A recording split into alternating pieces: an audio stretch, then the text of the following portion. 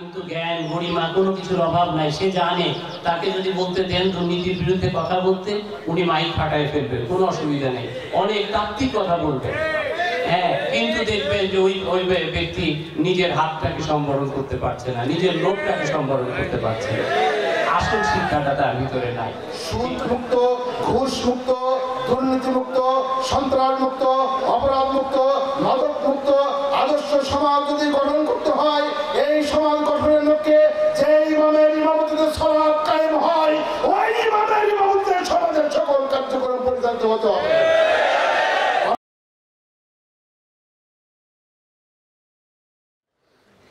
একটা দুইটা dead body পড়লে একটা সমাজ বদলে যায়। সমাজ একটা ধাক্কা খায়, বিরাট একটা ধাক্কা। হাজারের উপরে আমাদের তাজা প্রাণ ঝরে গেছে। আমরা বোধহয় সংখ্যাটা সত্যি ভুলে গেছি। যে জুলুম নিপীড়নের বিরুদ্ধে, যে অন্যায়ের বিরুদ্ধে আন্দোলন আসছে, এটা পুরো একটা রেজিম চেঞ্জ করার জন্য না, যে অমুক আজকে চেয়ারে বসে আছে, উনি চলে যাওয়ার পর আমি এসে বসবো, আগে উনি অন্যায়গুলো করে সুবিধা নিত, আমি নিব, সেটার জন্য না। অনেকে বোধহয় ভুল মেসেজ দিচ্ছে, সাবধান হয়ে যাওয়ার জন্য আমি তাদেরকে অনুরোধ করব, তওবা করেন, তওবা করেন। আর যেন এই পরিস্থিতি বাংলাদেশের মানুষ এত মূল্য যেন আমাকে দিতে না, এত মূল্য আমরা দিয়ে যদি এরপরে যদি একটা সমাজকে আমরা যদি দিক পরিবর্তন না করতে পারি, ন্যায়ের দিকে, নিষ্ঠার দিকে, সমস্ত বৈষম্যকে পায়ের এর নিচে পদদলিত করে যদি আমরা এগিয়ে যেতে না পারি, তাহলে আমাদের চারদিকে প্রচুর ষড়যন্ত্রকারী রয়েছে, আপনারা জানেন।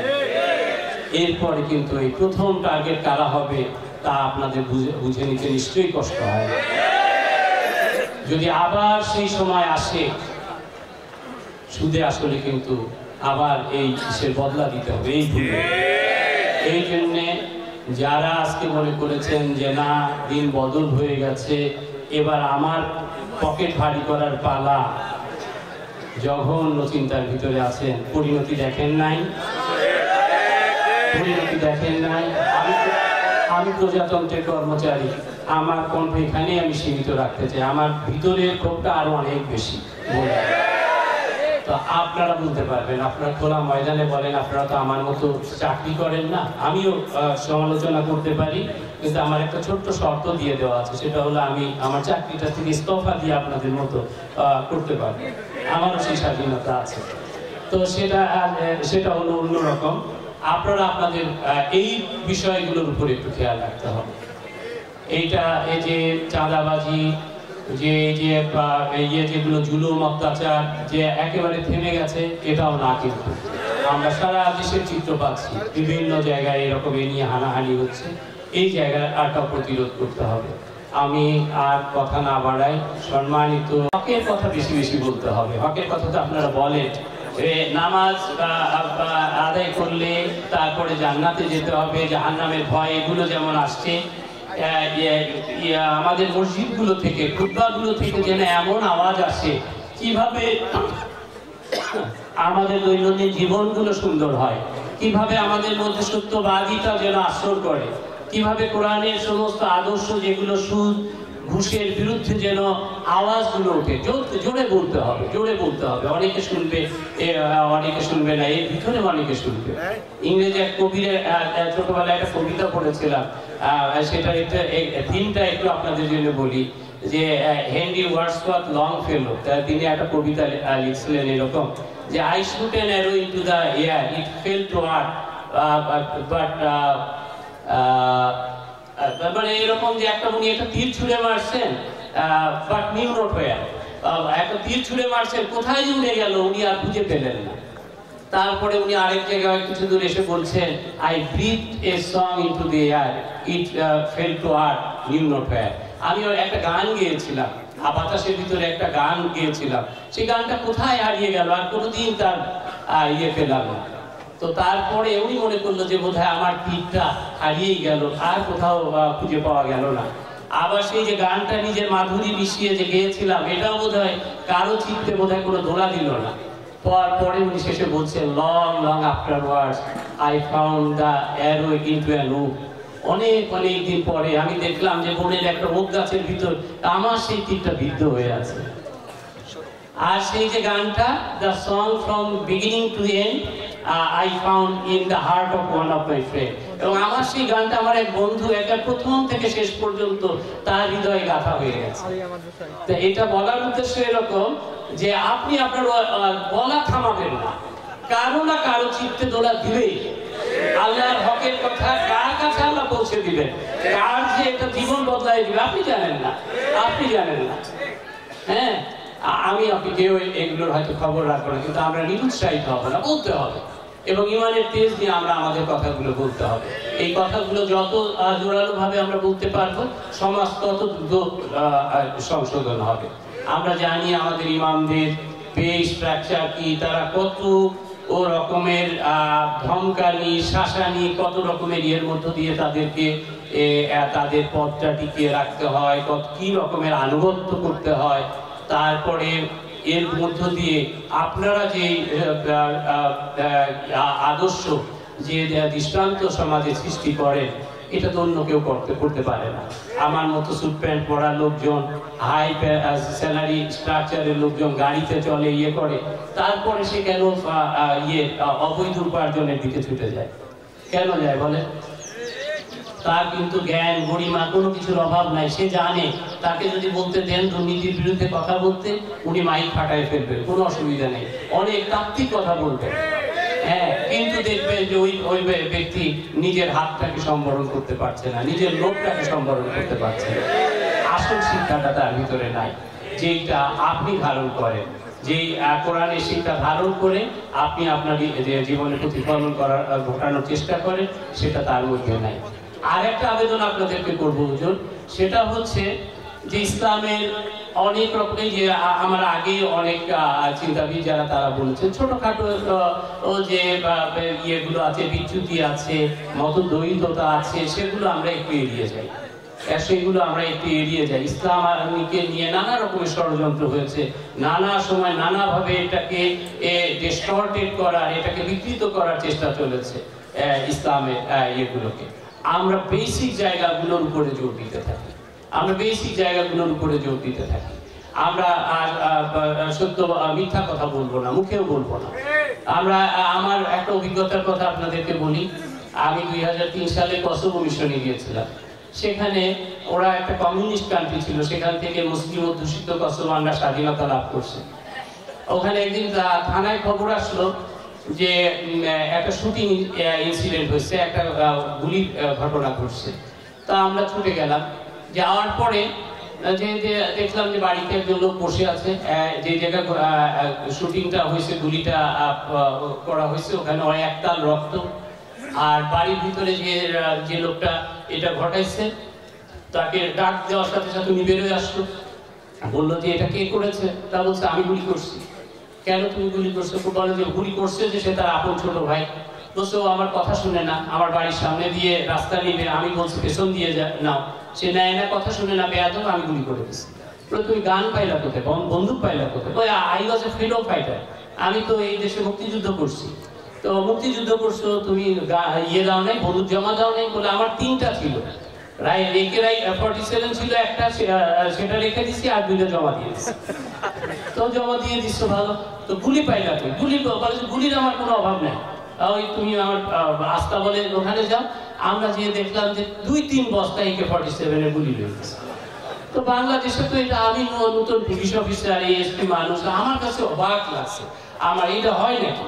একটা লোক গুলি করছে, স্বীকার করতেছে, আবার কোথায় গুলি দিল। তারপরে পুলিশ বললো যে now you are under arrest. সে 2 হাত আগায় দিল, যে সে বাধ্য অনুগত শিশুর মতো সে 2 হাত আগায় দিল। তো এই ভাবে আমরা নিয়ে আসলাম তাকে। সে আসলো, থানায় আসলো, স্টেটমেন্ট দিল। 2-3 দিন পরে দেখি যে ওই লোকটা এই শহরের সিটি সেন্টার দিয়ে ঘুরতেছে আমার সাথে। আমি ফ্যামিলি ছিল ওই মিশনে। তা আমি বুঝতে পারি না যে একটা লোক অ্যাটেম্প্ট টু মার্ডারের আসামি, তো সে কি হবে নাকি? তো দেখে আমার দেখে ছুটে চলে আসে, তুমি কেমন আছো? তা বলো তুমি এখানে কি? বলে আমার কোর্ট জামিন দিয়ে দিছে। অবাক কাণ্ড, মানে কোর্টও তারে জামিন দিয়ে দিছে বলে এখন আমার ট্রায়াল হবে, আমি বিচারের সম্মুখীন। আমি যেই কারণে বলতেছি যে দেখেন একটা লোক খুন করার মতো কাছাকাছি একটা ঘটনা ঘটছে, মিথ্যা কথা বলছে। আমার বাংলাদেশের চিন্তা করেন, আমাদের মতো এই শিক্ষিত লোকগুলোর কথাই চিন্তা করেন। অনেক সময় একেবারে কারণে তো আমরা মিথ্যা কথা বলি, অকারণে সামান্য একটু বাহাদুরি পাওয়া যাবে এ কারণেও আমরা মিথ্যা কথা বলি, এ কারণে মিথ্যা কথা বলি। মানে এগুলো আমাদের মজ্জাগত হয়ে গেছে। ও পৃথিবীর অনেক দেশের মানুষের কাছে ইসলাম নাই, ইসলামের দাওয়াত সেভাবে আমরা পৌঁছাতে পারি, কিন্তু ওদের কাছে ইসলামের বেসিক গুণগুলো ওরা কারো জিনিস না বলে নিবে না, কারোর সাথে মিথ্যা কথা বলবে না, এগুলোতে মজ্জাগত হয়ে গেছে। তাতে ওর জেল হোক ফাঁস হোক কিচ্ছু আসে যায় না, কিন্তু ও তো মিথ্যা বলবে কিভাবে, ও বলতে পারে না। আমাদের ভিতরে সেই জায়গাটা নেই, সেই জায়গাগুলো আমরা নষ্ট করে ফেলেছি। এই চরিত্র নিষ্ঠাগুলো আমাদের একে নষ্ট করে দিয়েছে। অথচ আমাদের সামনে কত বড় রয়েছে, আমাদের উপমা রয়েছেন আমাদের প্রিয় নবী রাসূলুল্লাহ সাল্লাল্লাহু আলাইহি ওয়াসাল্লাম, যাকে বলা হয়েছে যে ইন্নামা বুইস্তু লিউতাম্মিমাল আকারিমাল আখলাক। রাসূলুল্লাহ সাল্লাল্লাহু আলাইহি ওয়াসাল্লাম বলছেন যে আমাকে উত্তম চরিত্রের এর পূর্ণতা দানের জন্য আমাকে প্রেরণ করা হয়েছে। হ্যাঁ, রাসূলুল্লাহ সাল্লাল্লাহু আলাইহি ওয়াসাল্লাম নিজে বলেছেন যে আমাকে উত্তম চরিত্রের পরিপূর্ণতা দান করার জন্য আমাকে মানুষ আমার দেখে আমার চরিত্র নিষ্ঠা শিখবে এবং তার ত্রুটি বিচ্যুতি সেগুলো আমি খুঁটি নাটি আমি সেগুলোকে করে দিব, সংশোধন করে দিব, সেটা দেখে তারা একেবারে নিষ্কলুষ চরিত্রের মানুষ হয়ে যাবে। হ্যাঁ, এরকম মানুষ আমাদের কাছে রয়েছে। কোরআন বলছে যে লাকাদ কানা লাকুম ফি রাসূলিল্লাহি উসওয়াতুন হাসানাহ, তোমাদের কাছে তোমার এই আল্লাহ রাসূলের ভিতরে রয়েছে উত্তম আদর্শ। কার কাছে যাবেন আদর্শ ধার করতে? মুরব্বী। অনেক এই যে আমাদের তাবলীগ জামাতের হুজুররা কথায় কথায় বলেন মুরব্বীদের কথা। বাবা কেন মুরব্বীদের কথা বলতে হবে? কিছু মাইন্ড করবেন না, অনেকেই করবে। আমার আসল মুরব্বী তো আল্লাহ ধরাই দিচ্ছেন, আমি কেন অন্য মুরব্বী নিয়ে এটা সেটা? মুরব্বীর তো ত্রুটি বিচ্যুতি হাজার সহি হলেও ত্রুটি বিচ্যুতি থাকতে পারে, এক জায়গায় থাকতে হবে। তারাক্তু ফিকুম আমরাইন লান তাদিল্লু মা তামাসসাকতুম বিহিমা কিতাবাল্লাহি ওয়া সুন্নাতি রাসূলিহি। এই যে বিদায় হজের সময় রাসূলুল্লাহ সাল্লাল্লাহু আলাইহি ওয়াসাল্লাম বলে গেলেন যে আমার অবর্তমানে দুটো জিনিসকে তোমরা ছেড়ো না, দুটো জিনিসকে আঁকড়ে ধরে রেখো, সেটা হচ্ছে কিতাব আল্লাহ আর সুন্নাতি রাসূল, আমার সুন্নাত। এই দুটা জিনিস, এই দুটার দিকে আমরা যদি একটু বেশি করে করি, হ্যাঁ হতে পারে হাদিসের ভিতরে অনেক হাদিসের ভিতরে দঈফ আছে, কিছু মতদ্বৈততা আছে, বেসিক জায়গাগুলো আমি ফোকাস করি না, ওগুলো নিয়ে একটু টানাটানি কম করি। ওগুলো আরো যারা আছেন, যারা ওইদিকে আরো উৎপত্তি লাভ করছেন, let them work with that. আমরা যারা অল্প অল্প করে এসে আছি এদিকে থাকি তা না, আমরা ওই ছোট ছোট জিনিস নিয়ে এমন টানাটানি হ্যাসরা হেসে শুরু করে দিছি, আমাদের ভিতরে গ্রুপিং এর আর শেষ নাই। এই জায়গাগুলো হুজুর আপনাদের কাছে আবেদন থাকবে, আপনারা এই জায়গাগুলোকে নিয়ে আসেন। আর ইসলামের এর যে মধ্যপন্থা যেটা,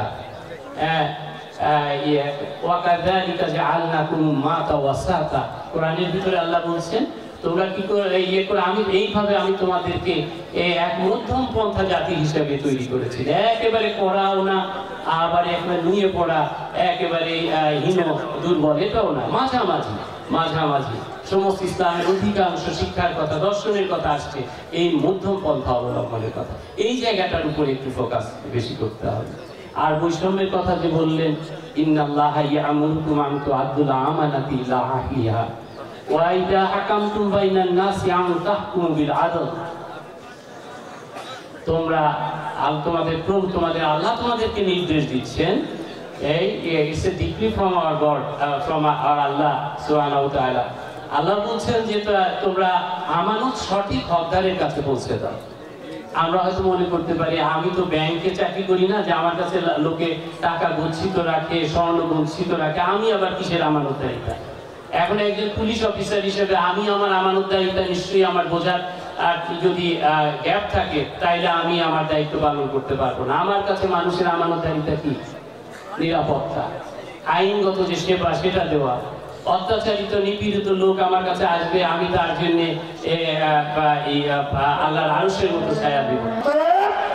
কোশ্চিন কারো আপনার মসজিদের কোন মুসল্লিকে ভাগ করা যাবে না। কে চরমনাই করে, কে জামাত করে, কে তাবলীগ করে, কে আওয়ামী লীগ করে, কে বিএনপি করে, যে যে দল করে করুক, সকলে আমার মুসল্লি।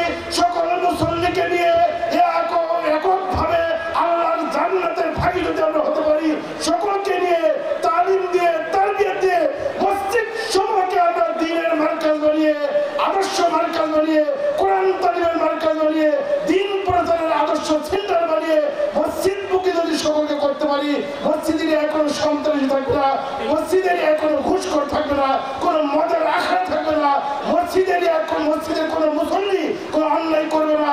কাউন্সিলিং করে করে সকল মুসল্লিকে ভালো করে জান্নাতে উপযোগী করার দায়িত্ব আমাদের ইমাম খতিবদের। আল্লাহ তাআলা আমাদেরকে সেই জিম্মাদারি পালন করার তৌফিক দান করুন। বিশ্বনবী মুহাম্মদুর রাসূলুল্লাহ সাল্লাল্লাহু আলাইহি ওয়াসাল্লাম বলে দিয়েছেন, আপনার অধিকার আদায়ের জন্য আপনাকে খুন হতে হবে না, আন্দোলন করতে হবে না, সংগ্রাম করতে হবে না, লাখে লাখে হাজারে হাজারে আহত হয়ে শহীদ হয়ে আন্দোলন করে দাবি আদায় করতে হবে না। আমি ওই ওয়ান জাস্টিস বলতে হবে না। আল্লাহ তাআলা ইদিলু ওয়া আকরাবু লিত্তাকওয়া, জাস্টিস কায়েম করো, এটি হলো মুত্তাকির আসল লক্ষণ। আল্লাহ নবী বলে দিলেন, আনজিলুন নাস মানাজিলাহুম, যার যেটুকু যোগ্যতা আছে এই যোগ্যতার ভিত্তিতে থেকে বসাইতে হবে। কোটা বিরোধী, কোটা প্রথা এগুলি মানুষকে একেবারে পঙ্গু করে, অসার করে, দুর্নীতিবাজ বানিয়ে, ঘুষখোর বানিয়ে, সুদখোর বানিয়ে সমাজকে তছনছ করে দেয়। মানুষের যোগ্যতার ভিত্তিতে আল্লাহ রাসূল তাদের মর্যাদা দেওয়ার জন্য নির্দেশনা দিয়ে আপনাকে আমাকে কিয়ামত পর্যন্ত গাইডলাইন জারি করেছেন। শুরুতে এই কথা বলার পর আমি যেহেতু শুরু থেকেই ছিলাম, প্রায় সকল বক্তার কাছ থেকে অনেক আপনার আবেদন বর্তমান সরকারের কাছে, ইসলামী ফাউন্ডেশনের কাছে, মানে সরকারের কাছে আপনারা দোয়া করেন। বিশেষ করে প্রায় 15-16 বছর, প্রায় 17 বছরই ধরেন, 17 বছরের জঞ্জাল পরিষ্কার করা একদিনে তো একেবারে সম্ভব নয়। এরপরেও বিশেষ করে মসজিদ ভিত্তিক শিশু ও গণশিক্ষার যে প্রজেক্ট,